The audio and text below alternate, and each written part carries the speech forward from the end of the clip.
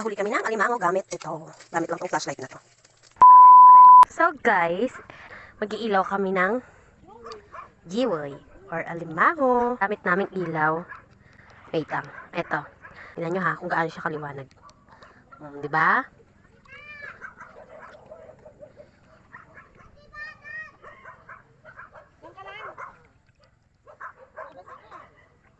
Walang giwoy. A few moments later. Chicken si guys, wala pa kami nahuhuli. Few inches later. Ay, ito yun. Ito buong laki. Oh, bilis. Ayun namin na. Yung kasag. Ganyan mo, ganyan mo. Tilang.